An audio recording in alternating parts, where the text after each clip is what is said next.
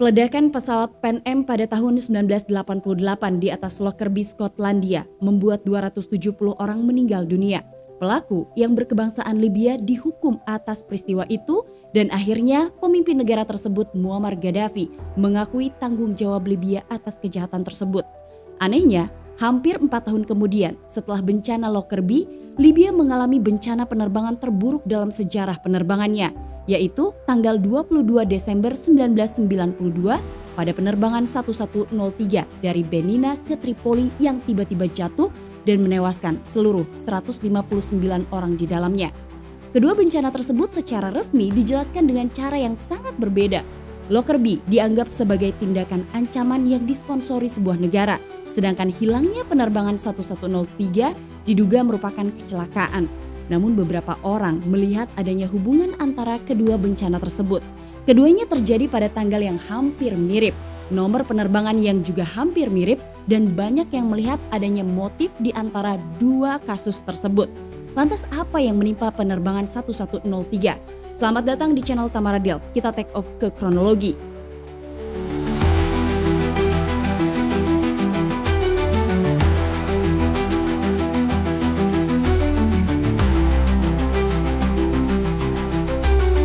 Benghazi, 22 Desember 1992. Saat itu adalah pagi yang cerah. Semua penumpang sudah naik ke pesawat Boeing 727 yang terdaftar dengan registrasi 5ADIA. Pesawat tersebut diproduksi tahun 1975 dan telah mengumpulkan 36.000 total jam terbang. Semua persiapan sudah selesai dilakukan. Penerbangan Libyan Airlines 1103 siap lepas landas dan berangkat dalam perjalanan rutinnya dari Benghazi ke Tripoli. Kapten yang bertugas adalah Ali Al-Faqi. Ia segera menghubungi ATC untuk meminta izin menyalakan mesin, lalu pesawat itu mulai lepas landas dalam penerbangan domestik rutin mereka.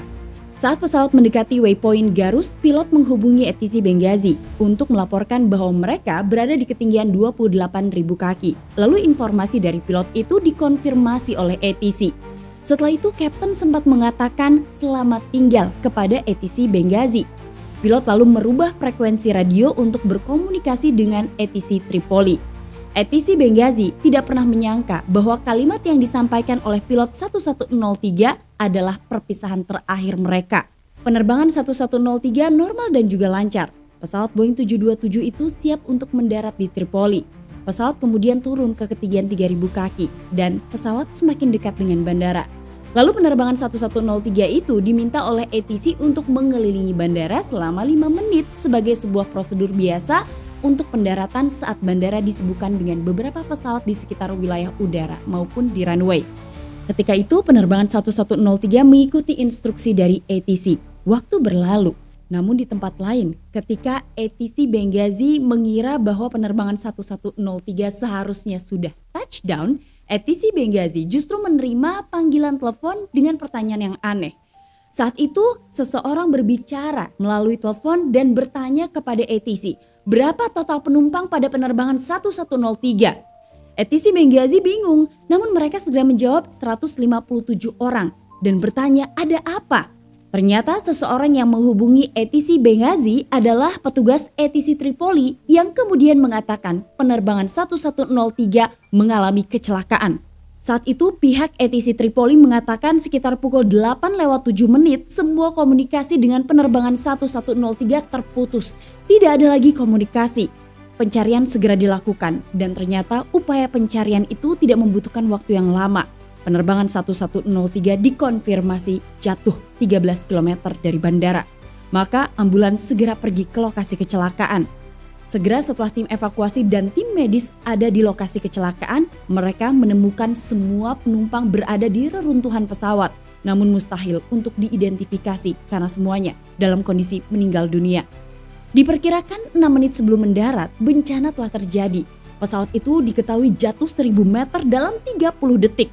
Hanya dalam hitungan detik berikutnya, ratusan orang diketahui meninggal dunia. Kemudian, jenazah penumpang segera dibawa ke Rumah Sakit Pusat Tripoli. Sementara itu, Rumah Sakit Salahuddin di dekat lokasi kecelakaan menerima 2 pasien yang akan memainkan peran penting dalam cerita ini. Kapten Ali Al-Faqi, 41 tahun dengan 10.900 total jam terbang. Dan semuanya menjadi korban dari kecelakaan penerbangan 1103. bersama dengan penumpang lainnya.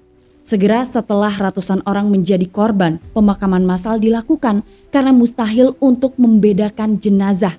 Saat Libya berduka, rezim yang berkuasa saat itu menyebutkan bahwa kerusakan mekanis sebagai penyebab kecelakaan tersebut. Dan selama lebih dari 2 dekade, laporan resmi dari Libya tidak memuaskan keluarga korban. Komisi Penyelidikan Libya pada bulan September 1993 atau sekitar 1 tahun setelah kecelakaan menemukan bahwa telah terjadi tabrakan di udara antara penerbangan 1103 dengan jet tempur MiG-23 yang menyebabkan penerbangan 1103 kehilangan stabilitas dan kemudian jatuh.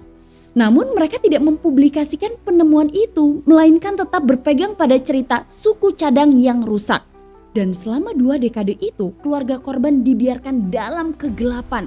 Mereka tidak pernah tahu apa yang terjadi dan menimpa keluarganya di dalam penerbangan 1103. Gaddafi menyatakan kerusakan mekanis adalah penyebab kecelakaan itu. Ia tampaknya menyalahkan sanksi yang dijatuhkan pada negaranya. Seperti yang kita tahu di tahun 1992, PBB telah memberlakukan embargo terhadap Libya. Sanksi-sanksi ini merupakan tanggapan atas peran Libya dalam bencana Lockerbie. Hingga pada tahun 2003 atau sekitar 15 tahun setelah serangan di atas langit Lockerbie, Gaddafi akhirnya mengakui tanggung jawab Libya. Dan embargo PBB menangguhkan semua penerbangan internasional ke dan dari Libya dan melarang impor berbagai macam barang, termasuk suku cadang yang digunakan dalam penerbangan. Meskipun demikian, Libya Airlines berhasil mendapatkan suku cadang dari pasar gelap. Intinya, menurut Gaddafi, karena embargo yang dilakukan oleh PBB itulah pesawat mengalami kerusakan mekanis, tidak mendapat suku cadang yang benar sehingga pesawat itu jatuh. Jadi sebenarnya setelah penerbangan 1103 jatuh, banyak informasi mengenai dugaan penyebab yang kemudian muncul di publik. Seperti kerusakan mekanis, kemudian disebutkan juga bahwa penerbangan itu telah diledakkan secara sengaja. Kemudian ada juga yang menyebutkan bahwa penerbangan 1103 telah dihantam rudal. Tapi tentu saja salah satu teori yang cukup dipercaya setelah kantor berita Libya mengungkapnya adalah dugaan mengenai tabrakan di udara. Namun Gaddafi tetap menyalahkan sanksi PBB dan menyebutkan suku cadang yang rusak sebagai penyebab kecelakaan itu. Beberapa kali penyelidikan akan dilakukan oleh pihak independen maupun pihak terkait, namun gagal dilakukan. Salah satunya adalah karena penyelidik ditemukan meninggal karena kecelakaan mobil. Nah, kecelakaan itu juga dikaitkan dengan upaya dari Gaddafi yang memang ingin menghilangkan bukti. Dan hampir 20 tahun kemudian, keluarga korban masih tidak mempercayai penjelasan Gaddafi mengenai pesawat yang jatuh karena kerusakan mekanis. Maka saat rezim itu tidak lagi berkuasa, keluarga korban menyerukan pemerintah transisi untuk membuka kembali kasus tersebut. Banyak kesamaan antara penerbangan 103 dan 1103 memicu teori permainan kotor. Bagi mereka yang terbiasa dengan sistem kekerasan, gagasan bahwa Gaddafi berperan dalam kecelakaan penerbangan 1103 tidaklah mengada-ngada. Banyak warga Libya yakin bahwa Gaddafi ingin pesawat itu meledak di atas Mediterania. Sehingga dengan ledakan yang terjadi, Gaddafi kemudian bisa menuduh Angkatan Laut Amerika Serikat melakukan serangan balas dendam atas Lockerbie. Nyatanya, pesawat Boeing 727 milik penerbangan 1103 tidak meledak di udara. Informasi penting dapat ditemukan di perekam kotak hitam pesawat. Dan terungkap bahwa badan pesawat utuh saat menghantam tanah. Pernyataan ini juga dikuatkan oleh saksi mata. Yang pertama adalah Mariam Al-Masai. Ia adalah petugas ATC yang masih menjalani pelatihan yang bertugas di Bandara Tripoli pada tanggal 22 Desember. Dan dia adalah orang terakhir yang berbicara dengan kru penerbangan 1103. Ia mengatakan ia melihat penerbangan 1103 turun vertikal di radarnya. Bahkan saat itu sinyal dari penerbangan 1103 tidak terurai. Dengan kata lain, pesawat itu terus jatuh secara vertikal dalam kondisi utuh. Semua komunikasi antara pilot dan menara kontrol direkam. Dan dalam rekaman antara Tripoli dan penerbangan 1103, Kapten penerbangan tidak melakukan panggilan darurat. Berarti pilot pesawat tidak menyadari ada sesuatu yang salah dengan penerbangannya. Saksi lain pada hari itu adalah Kapten Hasan Al-Sarif. Ia sedang menerbangkan pesawat sipil dalam perjalanan ke Tripoli. Ketika pesawatnya berjarak 100 km dari Bandara Tripoli, Kapten Hasan diperintahkan untuk mempertahankan ketinggiannya dan memberi jalan bagi penerbangan 1103 yang sedang menunggu izin mendarat. Dan saat itu, Kapten Hasan mengatakan ia melihat dari kejauhan penerbangan 1103 yang sedang berputar di atas bandara. Lalu, dalam sekejap mata di kejauhan, ia melihat penerbangan 1103 tiba-tiba saja turun secara vertikal dengan cepat. Namun Kapten Hasan mengklaim pesawat itu kehilangan sayap dan ekornya di udara sebelum pesawat itu jatuh menghantam tanah. Dan pernyataan itu juga dibenarkan oleh salah seorang tim penyelidik yang menyatakan bahwa di lokasi kecelakaan ia mengkonfirmasi bahwa pesawat itu kehilangan sayap dan ekornya di udara sebelum jatuh menghantam tanah. Nah, setelah banyaknya informasi yang beredar, komisi penyelidikan resmi dibentuk dan ditemukan bahwa penerbangan 1103 memang bertabrakan dengan jet tempur militer. Namun temuan penyelidikan tidak dipublikasikan hingga setelah kematian Gaddafi. Temuan itu mengungkap di tanggal 22 Desember atau pada saat penerbangan 1103 mengalami kecelakaan, sekelompok jet tempur MiG-23 telah dipindahkan sementara ke Bandara Tripoli. Nah, komunikasi radio antara penerbangan sipil dan militer tidak disinkronkan. Kemudian dari sanalah diketahui pada pukul 8:01 penerbangan 1103 meminta izin untuk turun ke ketinggian 2000 kaki. Menara kontrol menolak permintaan tersebut dan meminta pilot untuk mempertahankan ketinggian di 3000 kaki. Nah, selain penerbangan 1103 dan pesawat sipil lainnya yang datang dari selatan, ada 3 jet tempur MiG-23 yang berada di dekat Bandara Tripoli. 2 sudah mengudara, sementara yang ketiga sedang meluncur sebelum lepas landas. Secara total, ada 5 pesawat yang berencana menggunakan landasan pacu pada waktu yang bersamaan. Sementara 2 MiG-23 lainnya sedang bersiap untuk mendarat di landasan pacu yang sama. Pilot Tayyari harus menjauhi kedua jet tempur yang akan mendarat. Jadi, saat penerbangan 1103 mengitari Bandara Tripoli, 2 jet tempur MiG-23 terbang di atas landasan pacu pada ketinggian 2000 kaki. Itulah kenapa permintaan dari pilot 1103 ditolak oleh ATC.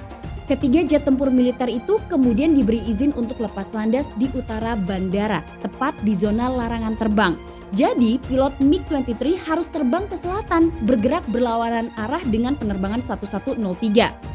Saat Kapten Tayyari dari salah satu jet tempur itu berbelok menuju ujung landasan pacu, penerbangan 1103 sedang berputar dengan kecepatan 425 km per jam. Dan pada pukul 8:06, jet tempur yang sedang diterbangkan oleh 2 orang, yaitu Mayor Abdul Majid Tayyari 38 tahun dan Letnan Kolonel Ahmed Abu Senina 32 tahun, diberi izin untuk terbang di atas landasan pacu dan menuju lapangan pelatihan terdekat. Kemudian pada ketinggian 3161 kaki selama approach dari pesawat Boeing 727 ke Bandara Tripoli, ekor pesawat itu bertabrakan dengan sayap kanan jet tempur lalu hancur. Sementara kedua pilot jet tempur itu selamat saat kursi pilot terlontar setelah kecelakaan. Nah, kalau kalian masih ingat di awal aku bilang ada 2 orang yang dibawa ke rumah sakit Salahuddin dan merekalah yang kemudian menjadi kunci dari kecelakaan penerbangan 1103. Karena mereka kemudian baru mengetahui pesawat yang mengalami kecelakaan setelah mereka berada di rumah sakit. Nah, temuan dari Komisi Penyelidik Libya menyebabkan hukuman penjara bagi kedua pilot militer tersebut. Meskipun sekarang mereka bebas sejak jatuhnya Gaddafi, mereka tetap menerima ancaman dan bahkan serangan. Namun beberapa warga Libya tetap tidak percaya insiden itu adalah kecelakaan dan menuduh kedua pilot sengaja menabrakkan jet tempurnya dengan penerbangan 1103 atas perintah Gaddafi. Setelah kecelakaan itu diketahui bahwa Tayyari mengalami patah lengan sementara Abu Seneina menderita luka ringan. Keduanya dilarikan ke rumah sakit Salahuddin yang kemudian dijaga ketat. Di sanalah mereka baru mendengar berita yang mengejutkan bahwa pesawat yang sedang diterbangkannya bertabrakan dengan pesawat sipil, yaitu penerbangan 1103. Keduanya dinyatakan bersalah atas tabrakan di udara. Tayyari dijatuhi hukuman 3,5 tahun penjara, sementara Abu Seneina dijatuhi hukuman 3 tahun. Kedua pria itu diberhentikan dari militer. Namun ternyata drama belum selesai. Setelah jatuhnya dan kematian Muammar Gaddafi, Mayor Al-Tayyari, instruktur di pesawat MiG-23, menentang versi resmi kejadian tersebut dengan mengklaim bahwa penerbangan 1103 sengaja dihancurkan. Karena ia melihat ekornya jatuh sebelum pesawatnya mengalami benturan keras dan ia terpaksa melontarkan diri dari pesawatnya bersamaan dengan rekannya. Dalam sebuah pernyataan, Al-Tayyari mengklaim tidak ada tabrakan di udara, tetapi ia mengakui bahwa kedua pesawat itu terlalu dekat satu sama lain. Dan sepertinya penyebab kecelakaan yang dialami oleh penerbangan 1103 terus menghadapi jalan buntu. Namun ternyata salah satu klaim muncul ke publik dan klaim ini mengejutkan banyak pihak. Seseorang bernama Ali Aujali yang menjabat sebagai diplomat Libya mengklaim bahwa Gaddafi sengaja memerintahkan agar Boeing 727 yang dimiliki oleh penerbangan 1103 ditembak jatuh tepat 4 tahun setelah bencana Lockerbie. Hal itu sengaja dilakukan untuk menunjukkan efek negatif sanksi internasional yang dijatuhkan pada Libya. Nah, diktator tersebut awalnya memerintahkan agar peledak dengan pengatur waktu berada di dalam pesawat. Tetapi ketika peledak tersebut gagal meledak, Gaddafi segera memerintahkan pesawat itu untuk dijatuhkan dari langit. Entah apa sebenarnya penyebab dari jatuhnya penerbangan 1103, tapi sepertinya penyebab intinya tidak pernah diungkap secara resmi oleh Libya ataupun oleh tim investigasi resmi. Jadi sebenarnya informasi yang beredar di dunia saat ini adalah informasi dari Amerika dan dari Libya yang juga tidak bisa dipercayai oleh masyarakat Libya sendiri. Nah, kalau tanggapan kalian gimana, Delvers? Apakah memang ada kaitannya antara penerbangan 103 dan penerbangan 1103? Apakah Gaddafi memang berperan dalam jatuhnya penerbangan itu? Ataukah Amerika juga menjadi dalang dari penerbangan 1103 yang mengalami kecelakaan?